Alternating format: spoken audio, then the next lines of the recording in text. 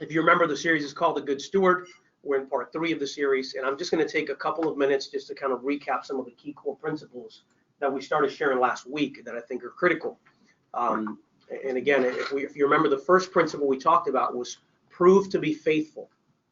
And there's actually an actual scripture that says in 1 Corinthians 4:2 that moreover it is required in stewards that a man be found faithful. And for those of you that want to reach the next level, if you really want to be successful, it all begins with the foundation of being the kind of person that you can trust. And in any relationship, in any partnership, in any team effort, if you can't trust the person next to you, you'll never grow. And that's the reason why that is one of the biggest core fundamentals for us, is we need to make sure that we are trustworthy and that we're good stewards of that trust so that we can grow together.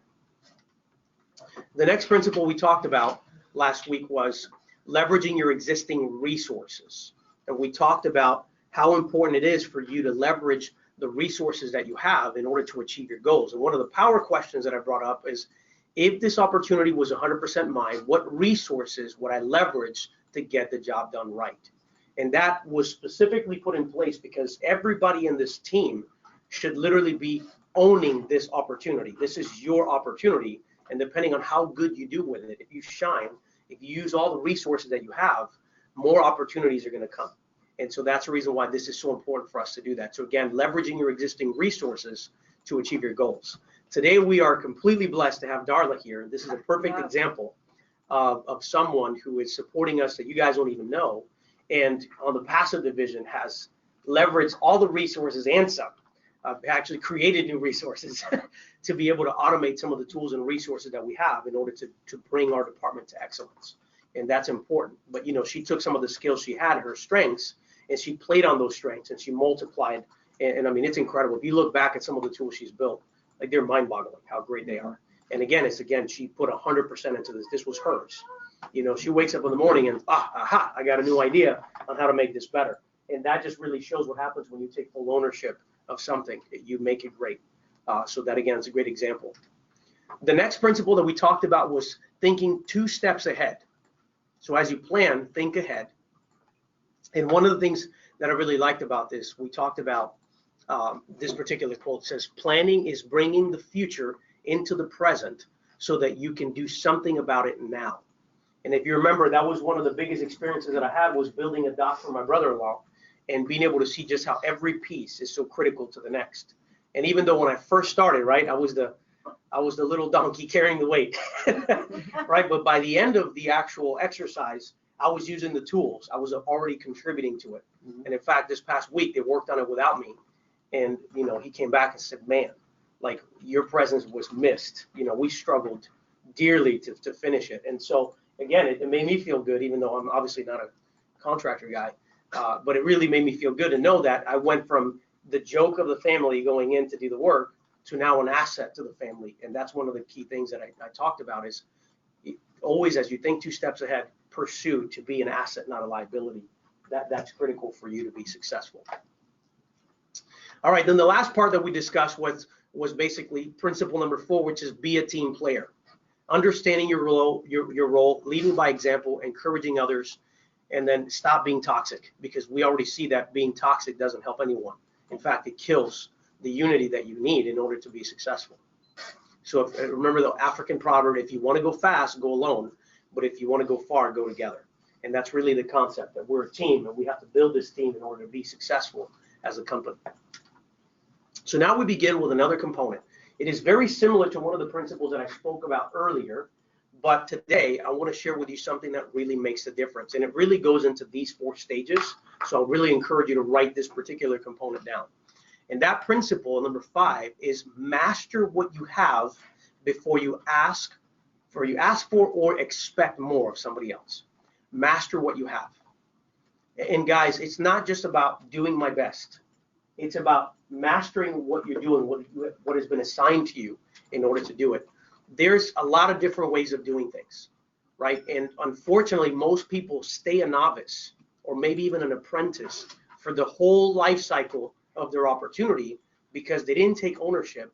They just do what was told to them, but because they didn't own it and try to master it and try to learn it, try to reinvent themselves, what ends up happening is they don't practice enough, right? And so they don't become a practitioner, and they surely don't become an expert. And so if you want to be successful and you want more opportunities, don't ask for more opportunities, master the one you've got. And so everybody begins somewhere. So understand, we're all going to start confused. There's a lot of things I'm working on now that I'm like, oh, okay, I absolutely have no idea what I'm doing. So now I need mentors around me, people that encourage me, but I'm learning, I'm documenting my process so that I can get better, so that I can become an apprentice. An apprentice, of course, you're working with somebody else and you're following their examples. But at some point, you have to graduate from the novice to an apprentice to a practitioner. And the difference with a practitioner is that I can do this on my own without any help. And you're competent about what you do. I mean, think about how many people have been here before who we go through months of training them. We give them the same information over and over and over again. And then 2 months later, an opportunity comes and they're still asking the preliminary basic questions. Well, how could you expect to be a practitioner if you don't even know the basics? Does that make sense? If you have to figure out where is 7-Eleven, for example, for additional resources, and you've been here for 6 months, there's a problem, guys, right? And so, but that begins with you. That begins with me. One thing I've also noticed is that there's some areas that I've delegated, and this is a part of where I'm convicted as well. There's some areas that I have delegated, and because I've delegated it, I no longer take ownership of it, and that's okay. But the problem is when I completely disconnect it, then what happens, I'm a novice. I've got no idea what I'm doing with it. And so if somebody's not here, then I'm clueless as to what to do with the basics. So again, keep that in mind. You have to own it, be aware of it, master the perfection of the process. And then once you become an expert, which is the final stage of this, I can do this on my own and can explain how to do it to everybody else. And that is really when you become an expert and you start sharing with people. There's a story that is funny. I dealt with a guy from Brazil. This brought a lot of business to us. We've worked with him before. He went out on his own and decided to do a few deals on his own out there in the South Florida area. Long story short, what ended up happening, and this is really a real story, is he bought 2 really bad properties that were absolutely off as far as value is concerned. But what makes matters worse is because he's not a practitioner nor an expert, when the problems came, he doesn't know what to do. He literally has no idea what to do. So his investors who are now realizing this are going, wait a minute. I mean, we trusted you with over $400,000 and we have no idea what's going on. And when we ask you basic questions, we're doing research and you can't even answer the basics. So now we've realized that we're the blind, but we're following another blind man. And so by our credibility, these people have literally somehow found us and have called us and said, hey, one of our guys was at one of your events and he knows you're an expert. Can you please guide us through here? And if you save our money, we'll just invest 100% of it in your company because we don't want to lose money. So what are the chances, of course, that all this interconnects? So now we're helping them. Why? Because we know what we're doing.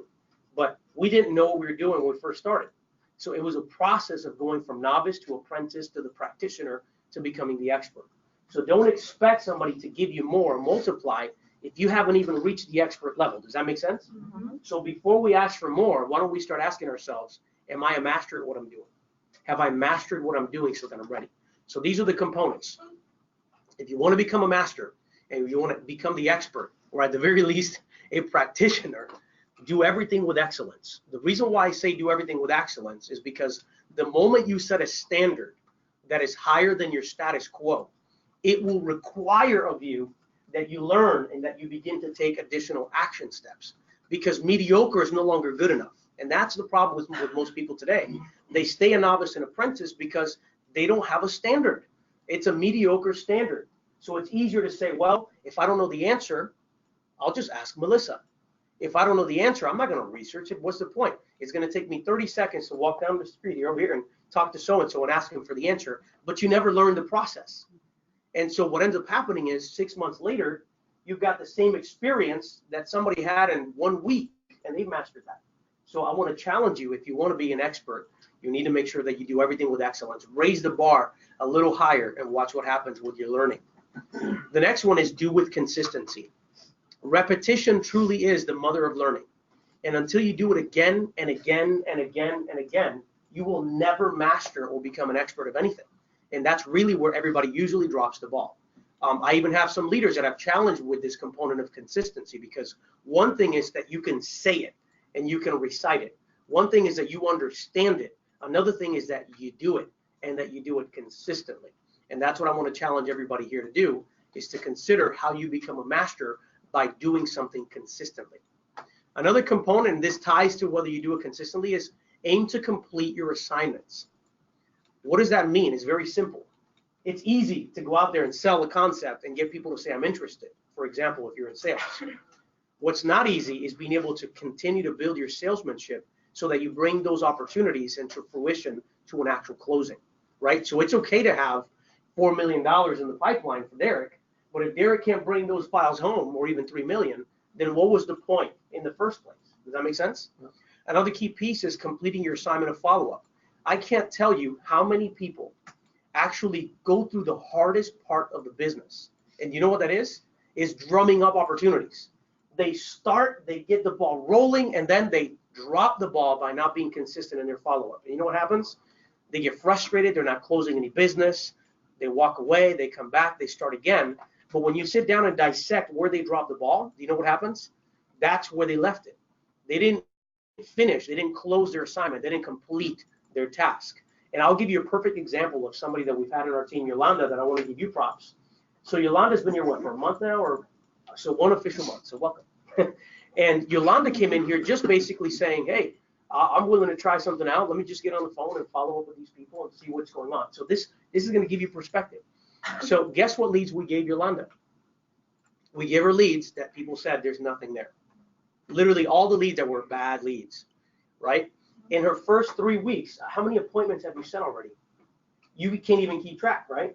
We've got over 12 deals in the pipeline, 12 deals in the pipeline.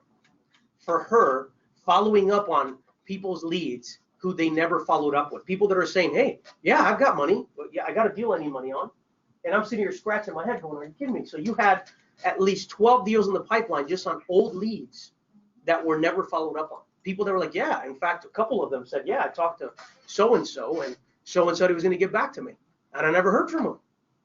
So that's what I mean by complete your assignment, guys. Your assignment is not complete till the business is done. If you're in processing, and Monique, all she did was process and start everything, but she doesn't push the file to close, then at some point, there's something wrong with her department, right? And if it's because she's not being consistent and not completing her tasks, that impacts everybody around her. And so again, I just want to challenge you, if you want to be the expert or the practitioner, you really have to get to the place where you are completing what you start.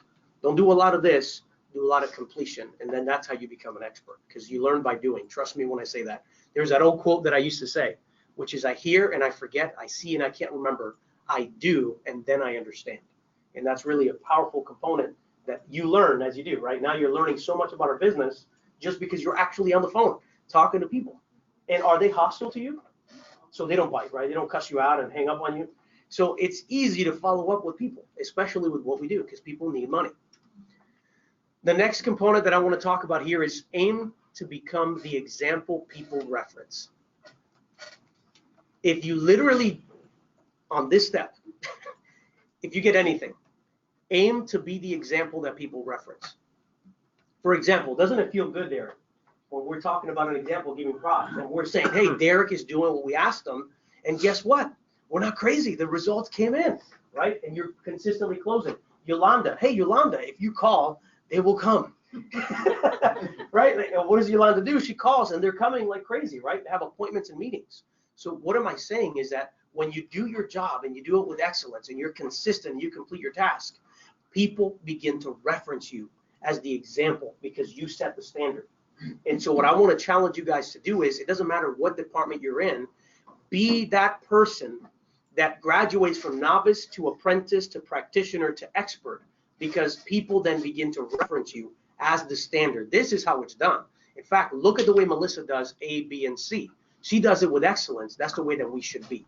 And the reality is, if we want to be a successful team and we want to go to the next level, it is critical that you guys all aim to be that example that you wish other people to see. Does that make sense? Everybody with me so far? So just want to make sure. Now, this actually has a Bible verse, and I just can't really read it, so I'm going to stand up for a second. Whoever can be trusted with very little can also be trusted with much. And whoever is dishonest with very little will also be dishonest with much. Now understand, this also has a connection to character. And so I want to warn you, I'm not saying that you have bad character if you're being inconsistent.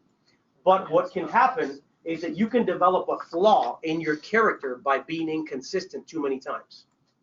And when you become somebody who starts but never finishes anything, over time that becomes a character flaw in you, because it becomes your new standard. It becomes the way that you operate, so that when I didn't complete it, it is what it is. That's just the way I am. And before you know it, it becomes a character thing. And that's when you become a dishonest person. That's when you become a person that cannot be relied on as a team. So I want to challenge you to make sure you're careful, because that could also be an impact on your character long term. So I'm going to leave you with this question, and then we'll move on to the following step. Here's a power question.